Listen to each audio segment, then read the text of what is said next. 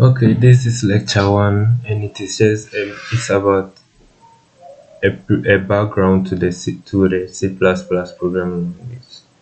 C plus plus came from the older version, which is the C programming language, created by William Strostrup in the year 1979. Yes, C plus plus was coined by it was coined together by Rich Rick Masity in the year 1983. It was commercially released, which means it has been made available to the public for use in the year 1985. It was formerly known as C with classes. The former C programming language was not object oriented, so it does not have classes, functions, or any object in it. So it was formerly known as C with classes because that was the actual difference between the the C and then the C plus plus because the C plus plus had classes and it was object oriented. So why should you use C plus plus? C plus plus is used in most computer systems. Yes, in most of our gadgets and our mobile, as in our laptops, mobile phones, and others. C plus plus is being used, and it is close to the machine program, which is to say that it communicates directly to the hardware, making it faster to run. Yes, it is object oriented. As said earlier, you can contain classes, functions, and other type of object oriented properties in it for storing and making your code easier to run in your computer. It is a compiled language also. A compiled language is a language that is in which the codes are being run together. Yes, it is not being run line by line or code by code. Everything is being compiled into one and then being run at a go. Yes. So I'd like to proceed with the syntax of basic structure and how you run the C plus plus program on your machine. So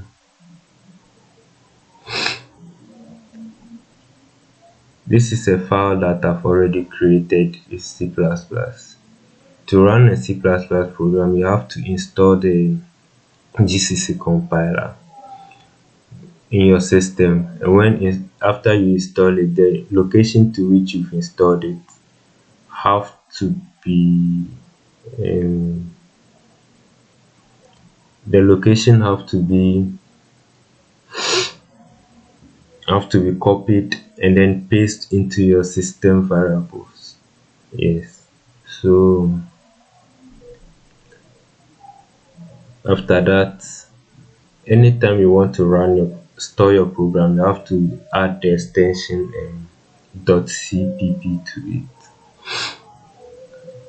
The .cpp is the file extension to it, and let's say is mm, the new is the file name, and then the cpp is the extension. The extension shows the computer what file you are working with, what type of file you are working with. So the cpp will tell the system that you are working with a C plus plus program. Okay.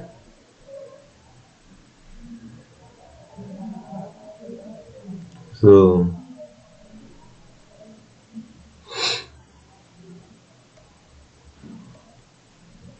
so I would like to proceed with the basic syntax or its structure.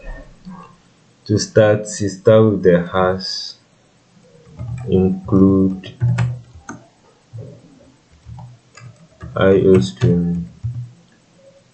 IOStream, yeah.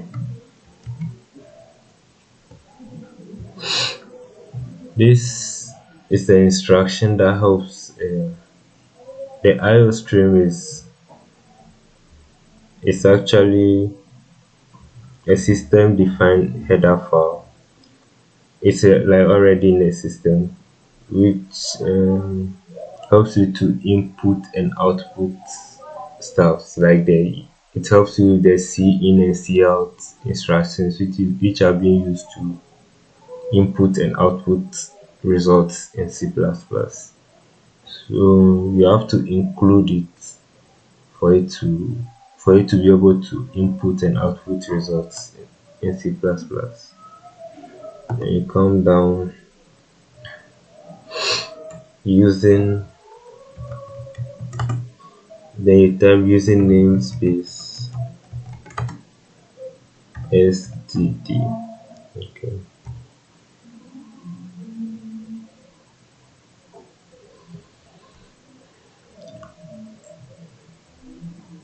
So the namespace std is also already defined in your system. Yes, it contains your the standard library. The std actually stands for standard. So in simple terms, your standard namespace. Yes. If you don't type it in this format, it means you have to be adding the std with double columns anytime you write a specific statement on each line when you write a specific statement. Yes, so to prevent that, we just have to do it using namespace std. Then you come here and define a function in which you'll be typing your code. So with the function, first you start with the data type. So you start the data type int and the name of your function which is main. Yes, main. And then you bring the open bracket, and then okay, you open your bracket and close it. Then you bring a curly bracket, open and closed. Then in between them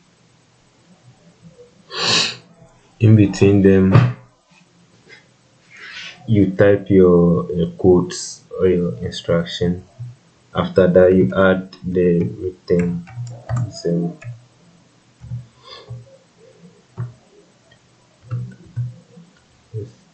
So you can type an instruction like see out this, then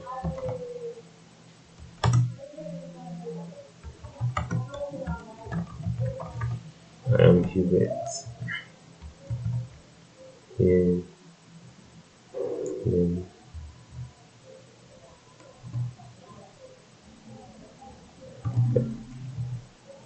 or you can add an end line for it. So then after that you save and then you run the code.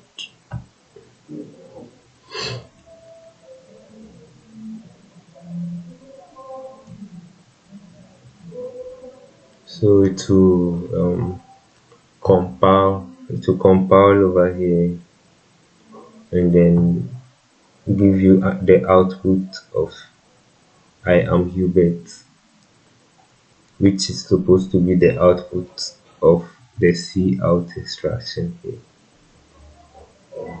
Yes.